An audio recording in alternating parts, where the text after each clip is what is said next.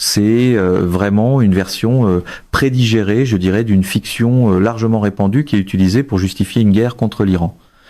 Et quand j'écoute le président ou n'importe lequel de ses défenseurs ou partisans des deux côtés de l'échiquier politique qui veulent une guerre contre l'Iran, je suis toujours frappé par la cohérence de leurs éléments de langage. Parce que tous ces éléments ont été préparés en Israël. Et M. Netanyahou répète la même chose depuis 25-30 ans.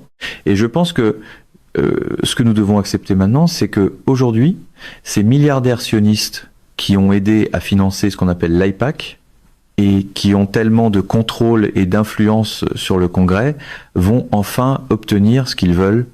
Une guerre dont ils espèrent qu'elle détruira l'Iran. Maintenant, je sais que les gens parlent de changement de régime. Le changement de régime, c'est quelque chose qu'ils espèrent voir arriver. Mais ils sont résignés à cette vérité. La seule façon d'obtenir un changement de régime, c'est-à-dire un nouveau gouvernement, c'est de réduire l'Iran à un champ de ruines fumantes. Et je pense que nous allons voir une énorme quantité de puissance de feu américaine en mer et dans les airs être utilisée précisément pour cela, infliger des dommages irréparables à l'Iran. Et quel est l'objectif ici? Est-ce comme en Syrie, créer le chaos et non pas créer un Iran stable? Bien sûr, les médias font la promotion, vous savez, ils ont le fils du chat. Ils le sortent sur la place publique et tout le monde qui connaît la situation rit de lui. Mais vous savez, la vraie situation consiste-t-elle essentiellement à créer un chaos absolu et une destruction en Iran, à les laisser dans des ruines fumantes et dans des combats schismatiques? Eh bien, l'argument est double. D'abord, Israël vivrait dans un état de menace permanente, parce qu'aucun des peuples qui bordent Israël, et aucun des Arabes musulmans ou Iraniens de la région, n'accepterait l'existence d'Israël. C'est l'argument depuis le début. Je ne pense pas qu'il soit entièrement exact, parce que nous avons eu beaucoup de preuves que plusieurs États arabes à proximité d'Israël, l'Égypte, l'Arabie Saoudite, les Émirats acceptent en fait l'existence d'Israël comme un fait et ne sont pas intéressés à faire la guerre pour la contester. Eh bien, la deuxième partie de l'argument, c'est que Israël ne sera jamais en sécurité tant que tout le monde dans la région n'acceptera pas essentiellement son hégémonie imposée par la puissance militaire américaine. Et je pense que c'est un grave problème en ce moment. Les gens qui ont écouté récemment l'ambassadeur Oukabi avec Tucker Carlson et qui ont vu ce qu'on appelle le projet du Grand Israël comprennent maintenant que cette guerre ne concerne pas seulement une vengeance pour ce qui s'est passé le 7 octobre, ce qui ressemble de plus en plus à quelque chose que les Israéliens ont laissé se produire. Il s'agit vraiment d'établir une suprématie juive dans toute la région. Ça, c'est un niveau. Ensuite, il y a un autre niveau au-delà de cela. Les États-Unis pensent qu'ils ont un intérêt permanent à l'hostilité avec la Chine et que tout ce que nous pouvons faire pour affaiblir la Chine et ou la Russie, nous devrions le faire. Quand vous regardez la situation sous cet angle, l'idée est la suivante. L'Iran est un État principal ou clé dans l'édifice croissant d'États qui constitue ce qu'on appelle les BRICS. Je suis sûr que votre auditoire a déjà entendu ce terme. Les BRICS comptent actuellement, je crois, environ 10 membres. Éventuellement, je pense qu'ils en auront probablement près d'une centaine, peut être plus. Et pratiquement tous ces États qui s'intéressent aux BRICS voient les BRICS non seulement comme une occasion commerciale, mais comme une façon de sortir de sous le système financier américain. Parce que nous avons utilisé notre domination financière pour punir et intimider pratiquement tout le monde dans le monde qui veut faire quelque chose que nous n'aimons pas. Nous intimidons même nos amis. Et si vous regardez la guerre tarifaire que le président Trump mène, elle fait partie de l'emprise financière plus large que les États-Unis veulent conserver sur le reste du monde. Donc, à un niveau stratégique très très élevé, nous nous battons contre un avenir qui ne nous plaît pas, un avenir dans lequel nous ne sommes pas la seule superpuissance, un avenir dans lequel nous avons des pairs, autrement dit, d'autres États avec une puissance équivalente à la nôtre, qu'elle soit financière, économique ou militaire. Et cela nous rend très mal à l'aise. Nous voulons vraiment être aux commandes. D'accord. Donc, ça fait partie de l'affaire. Et nous avons décidé que la meilleure façon de le démontrer, c'est pas seulement de détruire l'Iran, de le détruire effectivement, de provoquer sa désintégration, son effondrement, mais aussi de prendre le contrôle de ses ressources pétrolières et d'empêcher la Chine d'en profiter. Parce que la Chine est probablement en ce moment le plus grand acheteur individuel de pétrole iranien. Et je pense qu'au moins 30% du pétrole consommé par le complexe militaro-scientifico-industriel chinois vient de l'Iran. C'est donc une façon de s'en prendre à la Chine. C'est une façon de la miner dans l'esprit des gens et de la priver des ressources pétrolières dont elle a besoin. Maintenant, je ne souscris pas nécessairement à cette vision. Je ne pense pas que ce soit une façon intelligente de regarder le monde aujourd'hui, mais c'est une vision fortement et largement partagée à Washington. Et puis, bien sûr, ils voient ou veulent voir Israël comme une tête de pont pour le pouvoir et l'influence que nous pouvons exercer. Nous pouvons utiliser Israël pour étendre notre propre pouvoir et notre propre influence. Les Israéliens, bien sûr, voient cela comme un exercice de réciprocité parce que notre puissance militaire existe dans leur esprit pour éliminer quiconque les défie. Et voici quelque chose que vos auditeurs doivent suivre. Il y a à peine une semaine et demie, cet homme nommé Naftali Bennett, qui a été Premier ministre d'Israël avant Netanyahou, a prononcé un discours dans lequel il a décrit la Turquie comme une menace potentiellement encore plus grande pour Israël que l'Iran. Et cela a vraiment attiré l'attention de beaucoup de gens dans la région. Eh bien, les Turcs sont une grande puissance. Et tout comme l'Iran, ils sont un État civilisationnel. Ils représentent 1000 ans d'histoire ottomane, de domination et d'influence dans la région. Et les Turcs regardent ce qui se passe maintenant. Ils sont arrivés à la conclusion que si l'Iran est effectivement vaincu et s'effondre, ils seront victimes de cette désintégration. Parce qu'ils pourraient se retrouver avec potentiellement des millions de réfugiés venant d'Iran vers le nord, en Turquie, ou vers la Syrie, ou vers le Caucase, dans les pays environnants. Mais ils se voient aussi comme les prochains sur la liste des Israéliens. S'ils sont potentiellement une menace encore plus grande pour Israël que l'Iran, il semble naturel que Israël se tourne ensuite vers la Turquie, la diabolise et nous demande de les aider à détruire la Turquie ou de détruire la Turquie pour eux. Tout cela est une mauvaise nouvelle, à mon avis, à long terme. Parce que cela pousse tout le monde dans le monde islamique à reconnaître, premièrement, que nous sommes tous à risque. Autrement dit, nous sommes tous des opposants, des adversaires, des ennemis potentiels d'Israël qui pourraient être ciblés pour destruction. Et les États-Unis sont maintenant, effectivement, sur les plans militaires, diplomatiques et stratégiques, un vassal du Grand Israël, et nous existons pour faire tout ce que le gouvernement israélien, le peuple israélien et leurs défenseurs ici, principalement les milliardaires sionistes, veulent que nous fassions. Et prendre financièrement le contrôle du Congrès et de la Maison-Blanche est un coup de génie parce que les gens s'habituent rapidement. Ils développent un appétit pour l'argent et pour ce que l'argent peut faire pour eux. Et cet argent israélien, nous l'appelons israélien. Il ne l'est pas. C'est de l'argent américain venant de milliardaires sionistes qui soutiennent Israël et maintenant vu comme quelque chose dont personne ne veut vraiment se passer, parce qu'ils savent aussi que si vous les contredisez sur la politique envers Israël, il y a une très forte probabilité qu'ils cessent non seulement de vous soutenir, mais qu'ils soutiennent aussi votre futur adversaire.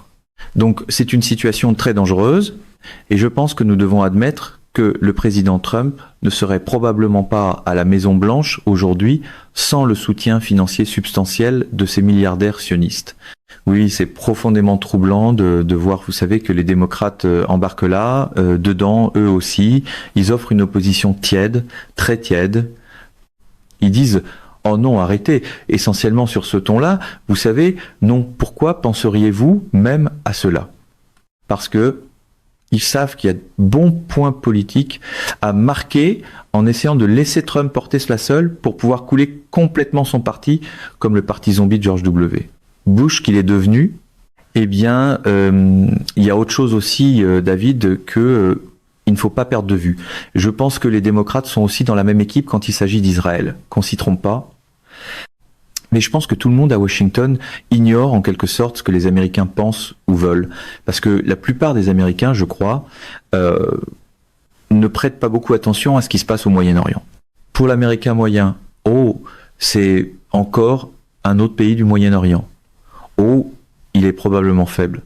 Alors, on les bombarde, ils font ce qu'on leur dit de faire. Pourquoi est-ce qu'on s'inquiète de ça ? J'ai d'autres chats à fouetter ici, à la maison. Je pense que cette attitude est plus répandue que beaucoup d'entre nous ne le croient. Les Américains ne voient pas cela comme quelque chose qui pourrait devenir une menace sérieuse pour eux, pour leur mode de vie, et ainsi de suite. Et ils ont tort. L'Iran n'est pas simplement un autre pays arriéré du Moyen-Orient qui n'a aucune chance de se battre efficacement contre nous. Ils le peuvent. Ils ne sont certainement pas dans la même catégorie de puissance militaire que nous. Ils sont plusieurs échelons plus bas, mais ils peuvent se défendre et ils vont se battre. Et la quantité de punitions qu'ils sont prêts à accepter, c'est quelque chose que je ne peux pas évaluer, mais je pense que ce serait une erreur de supposer qu'après quelques jours, ou une semaine, ou 2 semaines, les Iraniens vont hisser le drapeau blanc et se rendre. Je pense pas que cela va arriver. Et alors la question devient, qu'est-ce qui nous arrive économiquement ? Parce que, inévitablement, cela va perturber le trafic dans le détroit d'Ormuz. Et ce trafic ne va pas seulement perturber le flux de pétrole vers la Chine, il va perturber le flux de pétrole vers le Japon, vers le Vietnam, vers tous les pays d'Asie, vers les gens en Europe, et même vers nous. Et cela va faire exploser le prix du pétrole. Je m'attendrais facilement à ce que le prix dépasse les $100 le baril. Cela va avoir un gros impact ici, chez nous. Nous n'avons même pas parlé de la fragilité de notre système financier. Vous savez, nous accumulons la dette à un rythme épouvantable et il y a un vrai danger que financièrement nous puissions nous effondrer. C'est quelque chose que personne aux États-Unis ne pourrait imaginer. Mais nous pourrions réellement faire face à une crise financière interne bien pire que tout ce que nous avons vu en 2008. Et cette fois, je m'attendrai à aucun sauvetage. Donc je dis toujours aux gens, comme le disent Luc Romaine, Ray Dalio et une foule d'autres personnes intelligentes. Regardez le marché obligataire. Et lorsque le rendement des obligations à 10 ans atteint 5%, c'est probablement la fin pour nous. En ce moment, il est dans le bas des 4%. À 4,2 ou 4,3%. Mais s'il atteint 5%, nous avons beaucoup de problèmes. Nous ne pouvons pas assurer le service de la dette et tout le monde sait qu'au bout du compte, nous ne pouvons pas la rembourser. Elle est de 38 000 milliards de dollars et elle augmente. Donc ces choses sont en arrière-plan. Ce genre de conflit ou de crise pourrait faire s'effondrer le marché. Vous savez, s'il y a une chose que les systèmes financiers détestent, c'est la crise, le conflit hors de contrôle. Les marchés financiers aiment la stabilité des prix, la stabilité des objectifs. Et cela aussi sera menacé par cette situation. Oui. Donc, c'est une erreur de supposer qu'il s'agit simplement d'un autre exercice de bombardement dans le sable, dans une région éloignée du monde qui ne nous concerne pas. Ce n'est pas vrai. Nous n'avons même pas parlé des intérêts stratégiques chinois et russes, parce que la Chine et la Russie sont alliées. Du moins dans le sens où elles essaient d'accomplir la même chose, soit ce projet transcontinental de la ceinture et la route qui relierait tout le monde, de l'ouest de la France jusqu'à Shanghai, par le rail, le commerce, et ainsi de suite. Et l'Iran est un acteur important là-dedans parce qu'il a des frontières sur les océans arabiques et indiens et il peut exporter des biens et des services comme tout le monde.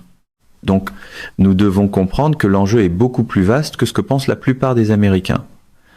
Oui, vous savez, je viens de voir la dernière dépêche de l'Associated Press publiée il y a 30 minutes. Les pourparlers nucléaires entre les États-Unis et l'Iran se terminent sans annonce d'un accord, alors que le risque de guerre plane. Ils se rencontraient à Genève et juste avant la fin des discussions, la télévision d'État iranienne a rapporté que Téhéran était déterminé à poursuivre l'enrichissement de l'uranium, avait rejeté les propositions de le transférer à l'étranger et réclamait la levée des sanctions internationales indiquant qu'elle n'était pas prête à répondre aux exigences du président américain Donald Trump. Trump veut un accord pour limiter le programme nucléaire iranien et il voit une occasion alors que le pays est en difficulté à l'interne, avec une contestation croissante à la suite de manifestations nationales. Voyez-vous l'Iran céder sur cette question et abandonner l'enrichissement de l'uranium? Non, parce que je pense que pour les Iraniens, c'est une question de souveraineté. Les Iraniens n'ont pas construit d'armes nucléaires. Et ils ont dit qu'ils n'avaient pas l'intention de construire une arme nucléaire. Jusqu'à maintenant, ils s'en sont tenus à cette position. Et cela est validé. Ils n'ont pas d'armes nucléaires. Israël, oui, il possède probablement au moins 200 à 300 systèmes et ogives qu'il peut utiliser pour livrer des frappes nucléaires depuis des sous-marins, depuis les airs et depuis le sol. Bien sûr, Israël n'a jamais signé le traité de non-prolifération alors que l'Iran l'a signé et il l'a respecté.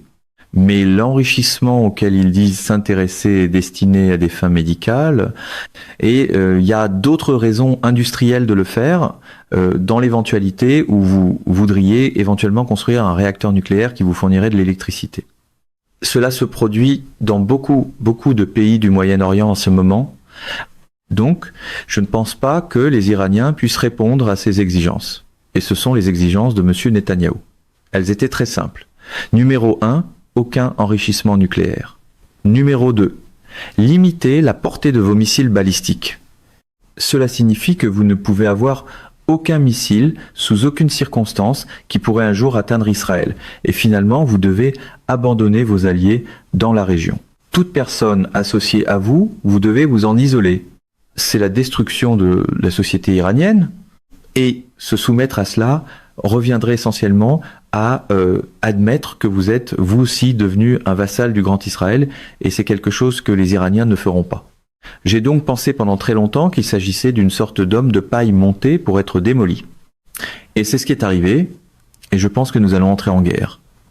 Quand cela va-t-il arriver? Cela pourrait arriver dans 24 heures, dans 72 heures, je ne sais pas. Mais je dirais que demain, je crois c'est la nouvelle lune, et comme je considère qu'un grand nombre de gens à l'intérieur du Beltway sont des lunatiques, je pense qu'il y a une possibilité réelle que nous bombardions l'Iran à la nouvelle lune, à la pleine lune. Oui, je dis cela avec un certain humour.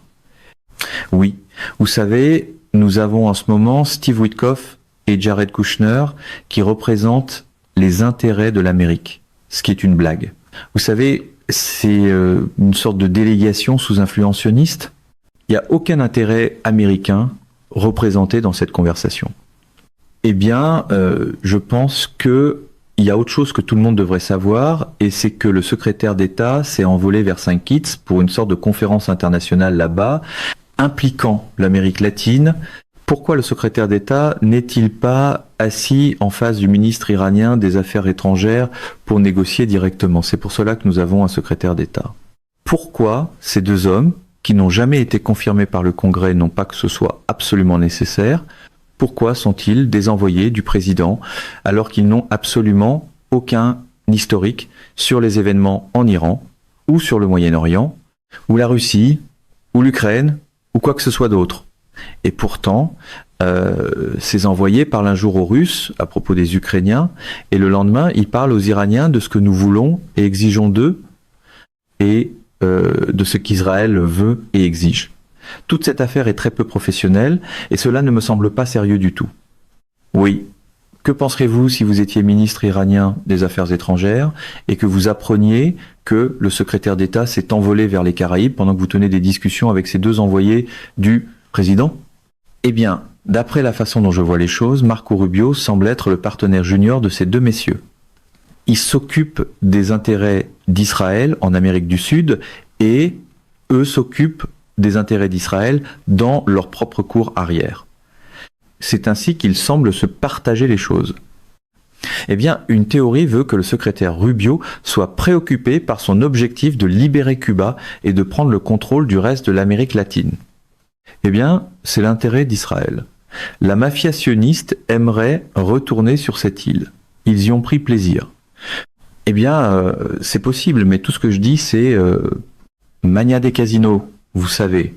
Rubio s'est éloigné à la fois des négociations russes et iraniennes. C'est très étrange. C'est la dernière chose à laquelle on s'attendrait de la part d'un secrétaire d'État. Donc, c'est troublant et ça paraît mal. Cela ne donne pas une image positive des États-Unis et de notre gouvernement. Trump a-t-il encore la capacité de dire non à ce stade? On dirait qu'il ne dirige pas vraiment quoi que ce soit. Il fait simplement une sorte de bon discours. Eh bien, arrêtons-nous et considérons le fait que, franchement, il n'y a eu aucun changement dans les politiques envers la Russie et l'Ukraine depuis que Biden a quitté ses fonctions. En fait, on pourrait soutenir que cela a empiré. Et beaucoup de gens, y compris les Russes, pensaient que le président Trump serait une bouffée d'air frais, qu'il interviendrait, qu'il reconnaîtrait que la guerre était perdue, qu'il n'y avait plus aucune raison pour que les Ukrainiens meurent en grand nombre. Mais cela ne semble pas avoir eu d'effet. On revient à ce dont je parlais plus tôt, à ce que vous avez vraiment mentionné au début. Nous n'obtenons pas la vérité sur ce qui se passe réellement en Ukraine et sur ce qui s'est passé en Ukraine. Nous recevons beaucoup d'absurdités provenant des 1000 versions de la Pravda dans les médias grand public. Vous savez, on peut plus se tourner vers les médias grand public et obtenir la vérité sans vernis. Tout est façonné. Tout est disséqué, édité, réassemblé pour envoyer un message. Nous sommes donc devenus en ce sens un État de style soviétique. Alors, comment dites-vous la vérité aux Américains ? Parce que c'est très difficile pour l'Américain moyen. Combien de temps l'Américain moyen peut-il consacrer chaque jour à ces sujets? Il doit mettre de la nourriture sur la table, il doit nourrir sa famille. Si vous êtes une mère monoparentale, vous travaillez, vous travaillez, vous travaillez. Que peut-on attendre de l'Américain moyen? La bonne nouvelle, c'est que l'Américain moyen a beaucoup de bon sens. Et l'Américain moyen a dit, eh bien, je ne pense pas que nous devrions entrer en guerre contre l'Iran. Ça semble être une idée stupide. Je pensais que nous avions élu cet homme pour arrêter toutes les guerres. Qu'est-ce qui se passe maintenant? C'est bien. Je suis content que cela arrive. Malheureusement, cela ne fait aucune différence pour les gens sur la colline du Capitole ou pour l'homme à la Maison Blanche, qui reçoivent tous d'énormes quantités d'argent.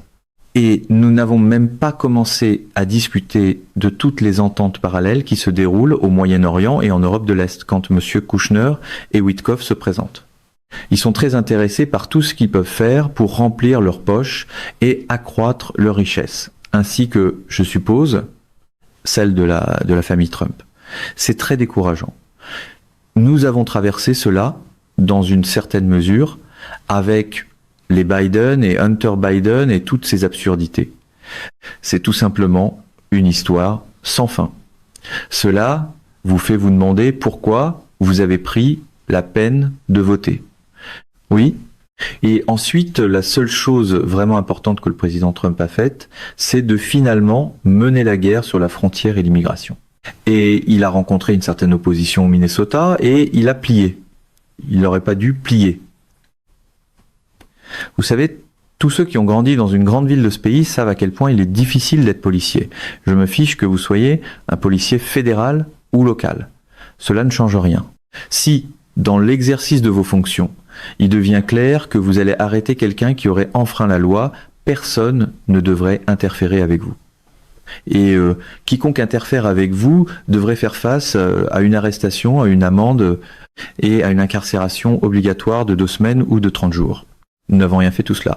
Un gouverneur de l'État du Minnesota, M. Walz, a dit qu'il ne voulait pas faire appliquer la loi. Eh bien, choisissons-nous quelle loi nous appliquons dans ce pays.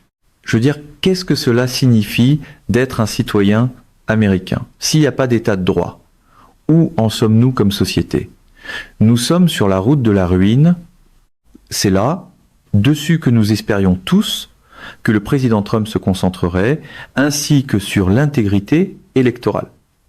Et là, il a poussé les bonnes idées. Il a poussé les bonnes idées sur l'immigration illégale. Et il a fait, je pense, du bon travail à la frontière, mais c'est pas suffisant. Parce que le trafic illégal, la traite des personnes et les drogues illégales continuent d'entrer. Et d'énormes quantités d'argent provenant de ces transactions d'êtres humains et de drogue retournent vers le sud, vers les cartels. Donc je suppose que ma frustration vient du fait que nous nous concentrons à l'étranger sur des choses qui ne relèvent pas de notre intérêt stratégique vital. L'Iran ne représente pas une menace pour nous. L'Iran n'essaie pas de construire un missile balistique intercontinental conçu pour transporter des ogives et nous détruire. C'est absurde. Ce sont des mensonges. Pourquoi le ferait-il ? À moins d'avoir un désir suicidaire passionné, nous avons suffisamment de capacités nucléaires dans ce pays pour détruire la majeure partie de la planète. Les Russes aussi, c'est insensé. Ce n'est pas de cela qu'il s'agit. Alors, qu'est-ce que nous faisons? Et je ne pense pas que le président Trump ait jamais suffisamment expliqué la réponse à cette question. Il dit, eh bien, l'Iran ne doit jamais avoir d'armes nucléaires. Et tout le monde applaudit, oh c'est très bien, ils n'ont pas d'armes nucléaires, ils ont dit qu'ils n'en voulaient pas. Ils doivent promettre qu'ils n'auront jamais d'armes nucléaires. Eh bien, qu'en est-il de nous? Combien de promesses avons-nous faites à des gens avant de les briser? N'est-ce pas? Le président Trump a rejeté l'accord JCPOA, je suppose, parce qu'il avait été négocié sous le président Obama. Cet accord limitait réellement le comportement iranien, il avait un impact, il l'a rejeté, et maintenant les Iraniens sont assis en face de nous, et nous formulons ces exigences supplémentaires. Ils ne vont pas y souscrire, ils ne signeront jamais cela. Les gens ne nous font pas confiance. Que s'est-il passé à Anchorage? Vous savez, il y est allé, et il a eu une rencontre avec la direction russe, et les Russes sont sortis de là en pensant, eh bien, c'est un bon début, et il semble que nous soyons peu être sur la voie d'une solution et nous en sommes très reconnaissants. Et ensuite, que découvre-t-il? Que c'était complètement vide de sens. C'était une séance photo. Il n'y avait aucune substance. Une trop grande partie de ce que fait le président Trump relève de l'image. Donc, vous savez, l'autre point, c'est que de plus en plus, quand vous regardez le gouvernement fédéral à Washington, vous commencez à conclure qu'il est en affaire pour lui-même, pas pour les États-Unis, ni pour le peuple américain. Eh bien, écoutez, je m'excuse, j'arrête mon sermon. Non, je pense que vous avez raison. Mais, vous savez, cela ne va apparemment pas changer du jour au lendemain, jusqu'à ce que ça change, j'imagine, parce que comme vous l'avez dit, le vote ne sert pas vraiment à grand-chose. Je veux dire, regardez tout ce qu'ils ont fait pour essayer de truquer les choses contre Trump. Et pourtant, même quand il arrive au pouvoir, il est exactement ce que veut l'unipartie de l'establishment. Alors, que ferait-il réellement à une vraie menace, à un véritable outsider? Je veux dire, soyons sérieux. Je veux dire, le nom de Trump apparaît dans les documents Epstein encore et encore et encore. Il avait été soigneusement validé comme l'une des figures de l'establishment. Et pourtant, ils ont quand même opposé autant de résistance. Prétendument. Peut être que tout cela n'était, après tout, que du théâtre kabuki. Pour lui donner l'air d'avoir tellement de soutien en tant qu'outsidé que vous oublieriez simplement ce que vous aviez sous les yeux, vous savez, eh bien, arrêtons-nous une minute. Ne vous souvenez-vous pas de gens qui se sont levés dans l'auditoire lors du discours sur l'état de l'Union en disant « Et Epstein ?» Non, personne n'a rien dit. Qui est Epstein? Epstein devient l'homme qui n'a jamais existé. Maintenant, ce qui est intéressant, c'est que de la Norvège à l'Allemagne et partout en Europe, on découvre que certains membres de leur élite politique ont en fait affaire avec M. Epstein. Que ce soit financier, sexuel ou autre chose, j'en ai aucune idée. Mais savez-vous ce qu'ils ont fait? Ces gens ont été forcés de démissionner et il y a des enquêtes et les gens exigent des comptes. Que faisons-nous? Qui fait l'objet d'une enquête? Et l'enquête mènera-t-elle à ce que quelqu'un soit emprisonné et tenu responsable? Je ne pense pas. On dirait, selon moi, que Epstein est l'homme qui n'a jamais existé. Il va disparaître et nous allons continuer notre route. Rien à voir ici. Hein? Rien à voir ici. Circuler. Je pense que c'est à cela que nous sommes confrontés. Selon vous, que faisait-il vraiment? Était-il un homme de la CIA ou du Mossad ou un homme multi-agence? Je veux dire, comment cela fonctionne-t-il, selon vous? Eh bien, c'est un suprémaciste juif autoproclamé qui se décrit lui-même comme tel et qui considère toute personne qui n'est pas juive comme intrinsèquement de second rang ou sous-humaine. Donc, cela indiquerait que son allégeance va certainement à des choses juives. Je soupçonne plutôt qu'il a fait un excellent travail pour le Mossad et sa petite amie Ghislaine Maxwell, son père était un héros national juif, il a reçu des funérailles d'État et il était un agent d'espionnage actif pour Israël au Mossad. Alors oui, je pense que c'est largement pour le Mossad, mais il avait aussi des liens étroits avec les Rothschild et d'autres juifs très riches aux États-Unis et dans le monde. Je pense aussi qu'il cherchait à établir des contacts dans la communauté scientifique dans le but de ramener de nouvelles sciences et technologies en Israël. Et je suis assez certain qu'il a donné diverses miettes à la CIA pour la garder de son côté et lui permettre de faire ce qu'il faisait en leur fournissant des informations de chantage. Je veux dire, la marchandise la plus précieuse en ce moment à Washington DC, c'est le chantage. Est-ce qu'ils vous ont sur vidéo ou l'ont-ils obtenu à l'hôtel Mayflower ou là-bas sur l'île St. James? Eh bien, cela ne change pas grand-chose. L'idée est la même. Si vous avez quelqu'un en train de faire quelque chose qui est clairement illégal ou embarrassant, alors vous avez le contrôle sur cette personne.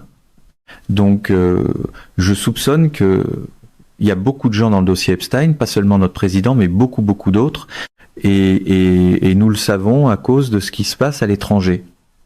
Vous savez, l'ancien chef de l'unité de la CIA au Pakistan, John Kiriakou, qui a participé à mon émission plusieurs fois dans le passé, j'ai vu faire la tournée récemment. Et dans certains extraits que j'ai vus de lui, il parlait de quelque chose qui me laisse perplexe, la relation entre Israël et la CIA.